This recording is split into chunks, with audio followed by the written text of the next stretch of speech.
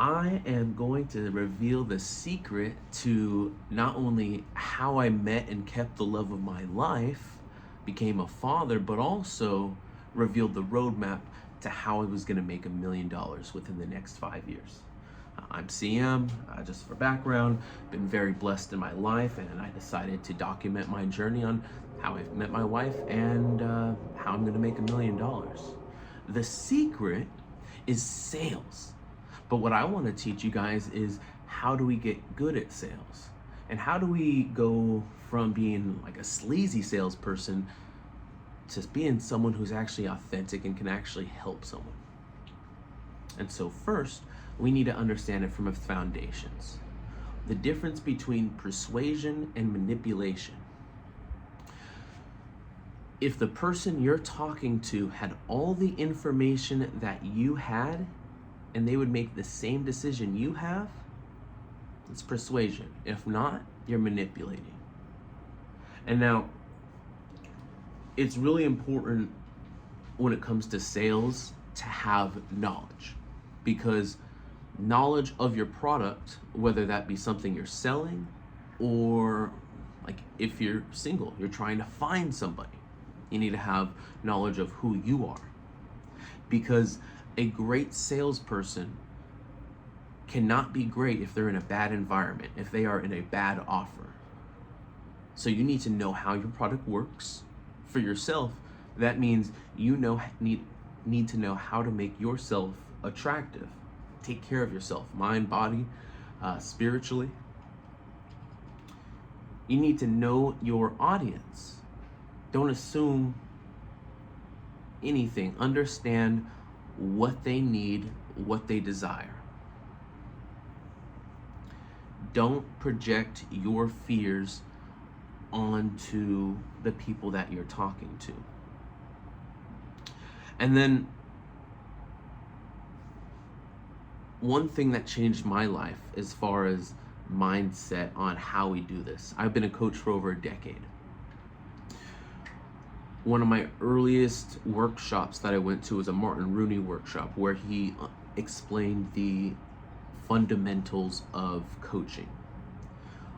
Taking it back to the old coach and buggy days. What does a coach do?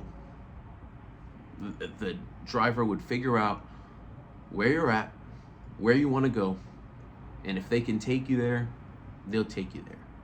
And in fitness, that's what we do. We get you guidance on, you're at so-and-so weight, you want to get to this weight, this is how we do it. But at the end of the day, that person has to put in all the work. That person has to decide that they want help. And so it's the same thing when it comes to sales. So how do we become a coach? How do we go into this with a coaching mindset? Well, first, again, we need to clarify their situation. We cannot project what we think onto the other person. We can't project past experiences with people that may have had similar attributes as the person we're talking to. Understand their situation. Why aren't they at their dreams? What's been holding them back? And can you be the person to fix that? If not, move on to the next person, because like in a world of 7 billion plus, I guarantee you there's someone you can help. Move on. Don't get attached to that outcome. In fact, the more you enjoy hearing no, that's fine. That you help that person decide they want to move on to another direction on their life. And that's awesome. Now go help someone else. Once you've clarified what you feel that problem is, now it's time to label that and figure out what that bottleneck is.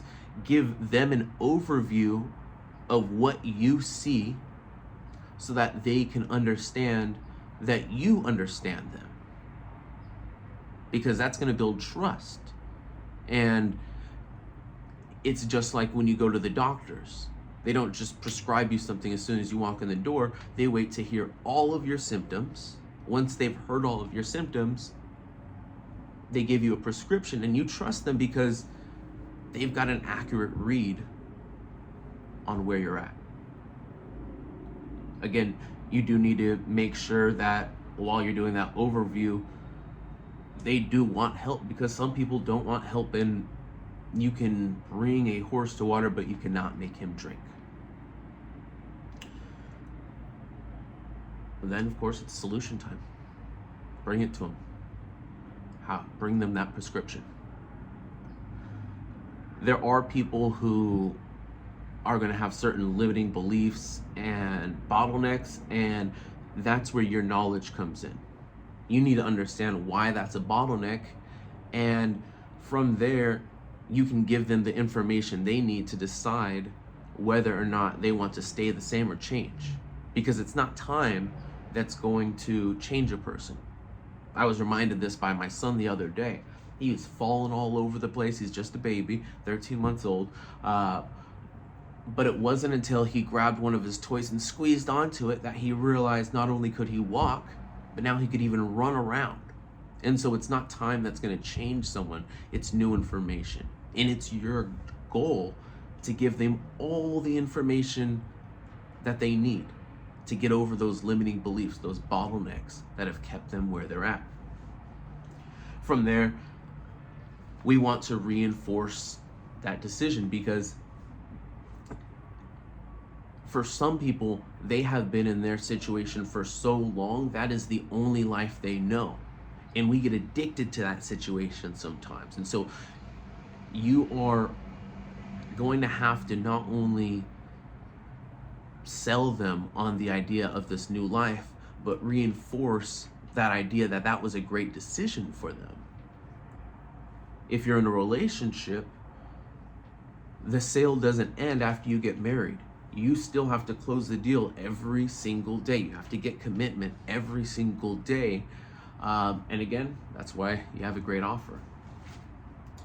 I wanted to keep this video really quick. If you learned something from this, make sure you like. That tells me that I should make more of these. But it's been a pleasure. And let's go make $1 million.